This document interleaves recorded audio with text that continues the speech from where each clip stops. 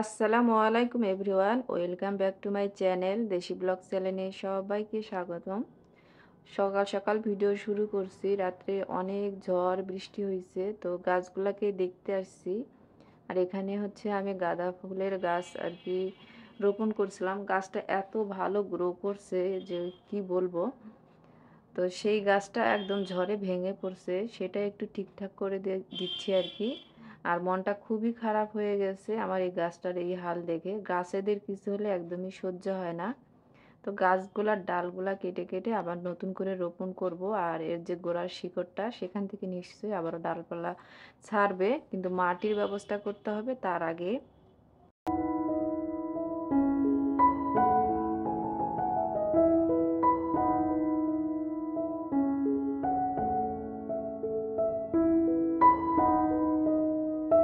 প্রতিদিন সকালটা মানে আমার কি প্যারায় যে যায়। সকালের শুট তেমন একটা আমি করতে পারি না, কারণ সকালবেলা খুব এলোমেলোভাবে কাজ শুরু হয় আর খুব ঝটপট করে কাজ করতে হয়। বিশেষ করে নাস্তা করার সময়টা আমি একদমই রিল্যাক্সে করতে পারি না। তো তারপরেও আজকে চেষ্টা করব আজকের সকালটা আমি কিভাবে মানে কাটাই, সেটাই আজকে ব্লগটা শেয়ার করব। তো সকাল থেকে বিকেল পর্যন্তই ব্লগটা মূলত থাকবে, কিন্তু সকালবেলার পুরো রুটিনটাই আর কি শেয়ার করব। এখানে রান্নাঘরে রাত্রেবেলা যতই পরিষ্কার করে রাখি না কেন, সকালবেলায় এসে দেখব এই যে যেমন আজকে দেখতেছি এখানে অনেকটা চিনি পড়ে আছে। সায়েম অনেক সময় করে কি রাত্রেবেলা হচ্ছে চিনির শরবত করে খায় ট্যাং দিয়ে। তো আজকেও হয়তো সেইটা করছে। আজকে করছে কি, অনেক ভোরবেলা ঘুম থেকে উঠছে, প্রায় ফজরের আজানের সময় উঠছে আর ঘুমায় নাই। তো ট্যাং করে খাইছে। ও কারেন্ট ছিল না, যেহেতু বৃষ্টি হয়েছে রাত্রেবেলা, গরম লাগছে। আর এখানে অনেকটা চিনি ফেলছে, সেগুলো একটু মুছে দিলাম। দেওয়ার পরে এখন আগে ঝাড়ু দিতে হবে, চিনিটা নিচেও পড়ছে। ঝাড়ু দিয়ে নিয়ে হচ্ছে আজকে রুটি বেলাবেলি করব না। সাইমের ক্ষুধা লেগে গেছে, উঠেই বলতেছে মা আমাকে আগে পরোটা করে দাও, আমার অনেক ক্ষুধা লাগছে। তো সেই জন্য বললাম যে আগে রান্নাঘরটা একটু গুছিয়ে নিই। আর ও কিন্তু একদম এখানে গেটে দাঁড়াই আছে, মানে নাস্তা করার জন্য। আমার বাসায় যেটা হয়, ঘুম থেকে উঠে গেলে সুমাইয়া হোক বা সাইম হোক বা ওর বাবা হোক, মানে নাস্তার জন্য একদম মানে অস্থির হয়ে যায়। এটা কিন্তু আমারও, মানে ঘুম থেকে উঠে আগে খাইতে হয়, আমারও একই অবস্থা। তো দাঁড়াই আছে আর পিছন পিছন কিন্তু ঘুরতেছেও একটু একটু করে। তো আমি বললাম ঠিক আছে দাঁড়াও, ফ্রোজেন পরোটা বের করে আগে ফ্রোজেন পরোটা আর ডিম ভাজি দিই, ও একটু খেয়ে আর কি স্বস্তি ফেলুক। তো এই যে পরোটার প্যাকেট কাটতেছি, এর মধ্যে দেখতেছি ওর বাবা উঠে গেছে। এত সকালে কিন্তু কেউ ওঠে না, আমি আর সুমাইয়াই বেশিরভাগ সময় উঠি। আজকে এরকম একটু এলোমেলো হয়েছে, ভাবছি যে আজকে সকালের রুটিনটা শেয়ার করব। তো আরও বেশি এলোমেলো যেন হয়ে যাচ্ছে সব কিছু। আর যে কোনো কাজ হচ্ছে যেখানেই করি, ওই জায়গাটা একটু পরিষ্কার না থাকলে কাজ করতে কেমন লাগে না। তো এই চিনির এই জায়গাটা না ঝেড়েই কিন্তু আমি আগে নাস্তাটা রেডি করে ওকে দিতে পারতাম, কিন্তু আমার কাছে ভালো লাগতেছিল না, খুবই খারাপ লাগতেছিল। কারণ চিনি থাকলে হচ্ছে পিঁপড়া আসে, আর একবার যদি পিঁপড়া আসে তাহলে একেবারে সব জারগুলোর মধ্যেই পিঁপড়া লেগে যাবে। ওকে আমি বলি যে একটু সাবধানে তুমি হচ্ছে এগুলা আর কি করে খাবা, তাহলে আর কি ভালো হয়, পিঁপড়া টিপড়া হয় না রান্নাঘরে। তো পরোটা কেটে, একটা পরোটার মধ্যে তো দুইটা প্যাকেট থাকে, একটা হচ্ছে এখানে রেখে দিব আর একটা হচ্ছে নাস্তা রেডি করব এখন।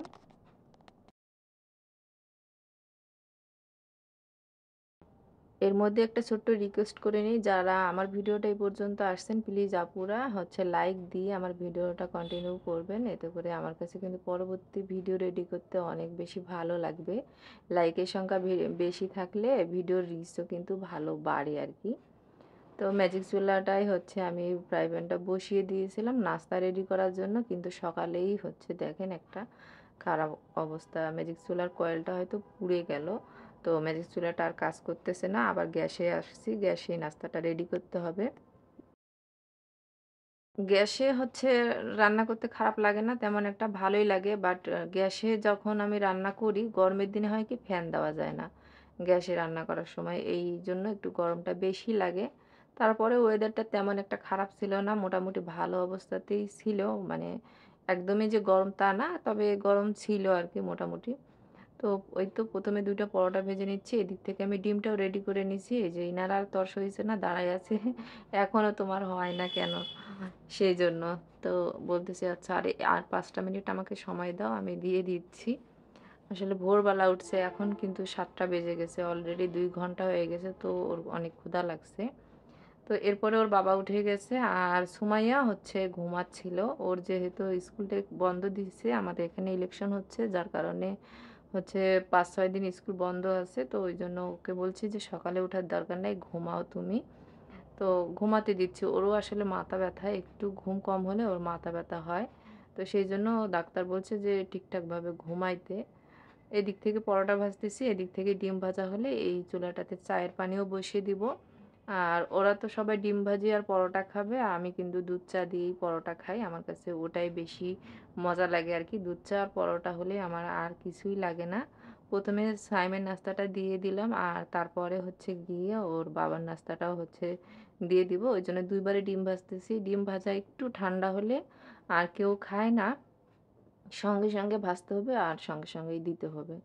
তো ওরা তো নাস্তা করে নিছে। এখন আমি ধীরে সুস্থে আমার ১ কাপ দুধ চা আর হচ্ছে একটা পরোটা আর কয়েকটা খেজুর নিয়ে নাস্তা করতেছি।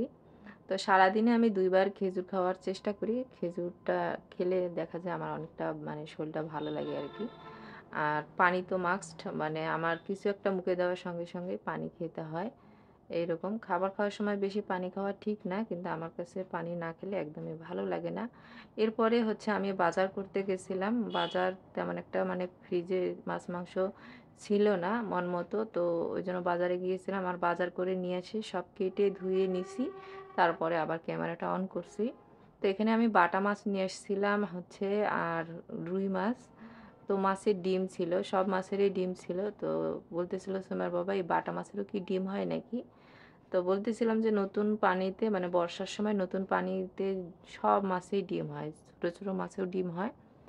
তো ডিম খেতে আমরা তো বেশ ভালোই পছন্দ করি। বাট আমার বাচ্চারা একদম মাছের ডিম খেতে পছন্দ করে না। কিন্তু আমরা দুজনে খুব ভালো পছন্দ করি। আর আজকে যা রান্না করব তা সেগুলা রেখে দিচ্ছি আর বাকিগুলা হচ্ছে ফ্রিজে উঠায় রাখবো। মুরগি নিয়ে এসেছি, ব্রয়লার মুরগি। তো মুরগিটাও হচ্ছে রান্না করব। এখন রান্না করব না। মুরগির মাংসটা আমি পরে রান্না করব। রাত্রেবেলা, দুপুরবেলা মাছের ঝোল ভাতেই খাবো। আর ডাঁটা নিয়ে এসেছি, তো ডাঁটাও খাওয়া হবে। আর মুরগি এইজন্য অর্ধেকটা রান্না করব আর অর্ধেকটা হচ্ছে ফ্রিজে রাখবো। বড় সাইজের যেহেতু মুরগি ছিল, অর্ধেকটা রান্না করলেই দেখা যাবে ২ দিন হয়ে যায় আমাদের আরকি। আর আমার একটা অভ্যাস, কাজ করতে, করতে একটা হচ্ছে টাওয়াল নিয়ে মোছামুছি করা। মানে কোথাও একটু নোংরা পানি বা কিছু থাক সেটা আমার চোখে একদমই মানে সহ্য হয় না। কেমন জানি লাগে।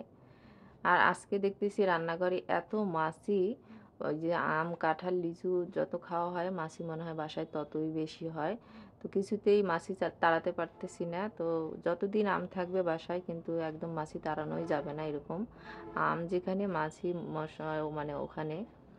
তো মাছিগুলাকে হচ্ছে এখানে ভিনিগার আর ভিম লিকুইড দিয়ে একটু মুছতে হবে এখন। তো ভিনিগার আর ভিম লিকুইডের পানি দিয়ে মুছে দিব। তার আগে হচ্ছে আমি ফ্রিজে এগুলা রেখে দেই। গরমের সময় মাছ মাংস বাজার থেকে নিয়ে এসে সঙ্গে সঙ্গেই পরিষ্কার করে ফ্রিজে উঠায় রাখতে হয়।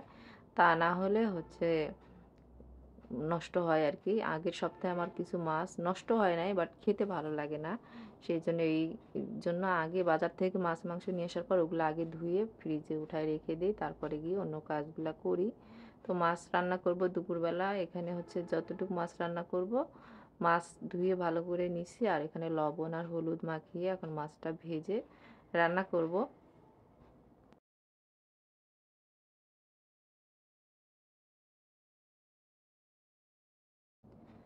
তো কুরবানি ঈদ তো প্রায়ই খুবই কাছে চলে আসছে, বাট এখনও কিন্তু ক্লিনিং এর কাজগুলো আমি শেষই করতে পারলাম না। আমার আরও বেশ কিছু কাজ আছে। তো এর মধ্যে কিন্তু আমি খুব ভালোই অসুস্থ হয়ে পড়ছি।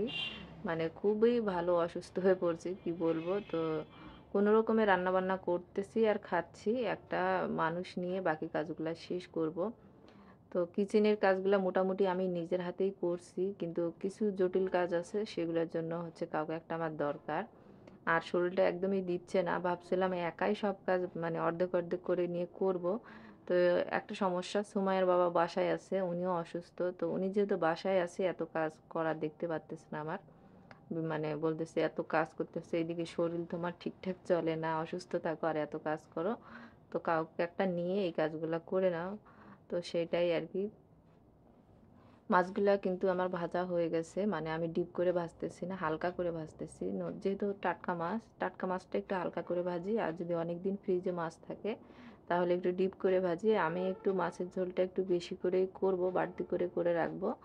অনেক সময় দেখা যায় মানে পরের দিন কখনো ভালো না লাগলে ২-১ টা তরকারি রান্না করলে মাছের ঝোল থাক বা চিকেন থাক, তাহলে কিন্তু অল্পতেই হয়ে যায়। এজন্য একটু বাড়তি করে রান্না করতেছি। আর এদিক থেকে আমার মাছগুলা তো ভাজা হয়ে গেছে। এখানে আমি মসলা কষিয়ে নিয়েছি, নিয়ে মাছগুলা দিয়ে নাড়াচাড়া করে ঝোলের পানি দিয়ে দিব। রাত্রে যেহেতু চিকেন রান্না করব, তো সব মাছ তো আর আজকে লাগবে না, এর জন্য কিছু ভাজা মাছ রেখে দিলাম, যে হচ্ছে ওগুলা পরে রান্না করব। ভেজে রেখে দিলে কাজ আর কি আগিয়ে থাকবে। কালকে কিছু ক্লিনিং এর কাজ করব, আর পারলে আপনাদের সঙ্গে অবশ্যই শেয়ার করব যে কি করি। তো এখানে হচ্ছে আমি এখন ঢাকনাটা দিয়ে দিচ্ছি, ঝোলের পানি দিয়ে মাছটা হতে থাক। তো অলমোস্ট আমার মাছের ঝোল হয়ে গেছে। ওই কড়াইটাতে আমি ডাঁটার তরকারিটা রান্না করে নিব।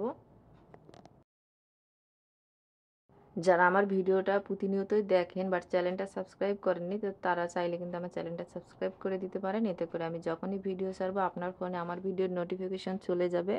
আপনি চাইলেই তখন আমার ভিডিওগুলো দেখে নিতে পারবেন। ডাঁটাটা খুব ভালো মতো কষে নিছি। এখন হচ্ছে এখানে একটু বেশি পরিমাণে পানি দিয়ে ঢাকনা দিয়ে দেবো। এই ডাঁটাটা খেতে অনেকটা মিষ্টি, কিন্তু হচ্ছে এখানে সিদ্ধ করতে হয় বেশি, তাহলে খেতে মজা লাগে। আর যে সাদা রঙের ডাঁটাটা আছে ওইটা বেশিক্ষণ লাগে না সেদ্ধ করতে, কিন্তু এই ডাঁটাটা সেদ্ধ হতে বেশি সময় লাগে। এখন হচ্ছে এখানে আমি ঝোলের পানি দিয়ে দেবো। ঝোলের তো না, সিদ্ধ হওয়ার জন্য। এটাতে ঝোল রাখবো না, মাখা মাখা করব। যেহেতু মাছের ঝোল আছে, আর একটা হচ্ছে সবজি মাখা মাখা থাকলে ব্যাস হয়ে যায়। অলমোস্ট রান্না শেষ, গোসল শেষ, সব কিছুই শেষ। এখন হচ্ছে খাওয়ার সময়। তো আমি আমার খাবারটা নিয়ে বসে পড়ছি, আর সবাই খেয়ে নিয়েছে। এখন অনেক বেলা, মানে বিকেল ৪টা বাজে। আমি গোসল করে রেস্ট করতেছিলাম। আমার ক্ষুধাই লাগতেছিল না, কেন জানি ভাল লাগতেছিল না। ওই যে বললাম শরীরটা ভালো না। তো ভাবলাম যে না, অনেক বেলা হয়ে গেছে, এখন খাবারটা খাই। খাবারের একদমই রুচি নাই। তো এই তো এখানে ডাঁটার তরকারি আছে, মাছ আছে, আর হচ্ছে আমের আচার। আমি যে আমের আচারটা দিয়েছিলাম আগের ভিডিওতে কিন্তু শেয়ার করছিলাম, সেই আমের আচারটা। এখানে হচ্ছে মরিচের বোটা ছাড়িয়ে রাখছে সুমাইয়ের বাবা, তো ওগুলো এখন হচ্ছে রেখে দিব। এই মরিচগুলো আমি ডিপ ফ্রিজে রাখবো। তো ডিপ ফ্রিজে যে কোনো মরিচ রাখলে আমি বয়ামগুলাতে রাখি, প্লাস্টিকের যে জারগুলা থাকে ওগুলাতে। আর আমার নর্মাল ফ্রিজে আর কি অনেকগুলো ঝাল আছে, তো ওই ঝালগুলো এখন খাবো। বর্ষার দিন বেশি দিন কিন্তু ঝাল বাইরে রাখা যায় না, পচে যায়। সেই জন্য এগুলো ডিপ ফ্রিজে রাখবো, আর যেগুলো আছে সেগুলাই হচ্ছে খাওয়া হবে।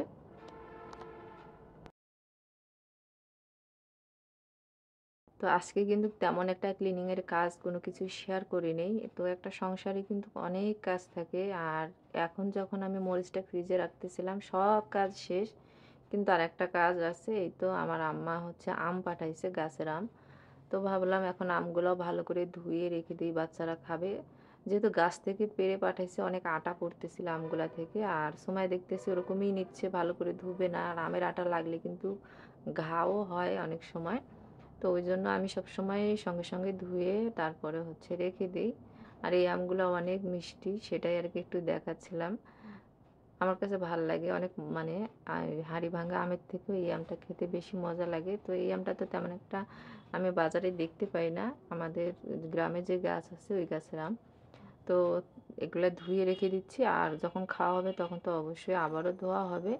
তো এখানে সবগুলা কিন্তু পাকা আম না, বেশিরভাগ হচ্ছে কাঁচা আমও আছে, আবার পাকা আমও আছে। তো পাকা আমগুলো আলাদা করলাম, আর কাঁচা আমগুলো আলাদা করে রাখলাম। ওগুলো এখন কেটে কুটে বাচ্চাদেরকে দিব, ওরা খাবে। আর কাঁচা আমগুলো আলাদা করে রেখে দিব। তো আজকের ভিডিওটা এখানেই শেষ করে দিচ্ছি। সবাই ভালো থাকবেন, সুস্থ থাকবেন। আল্লাহ হাফেজ।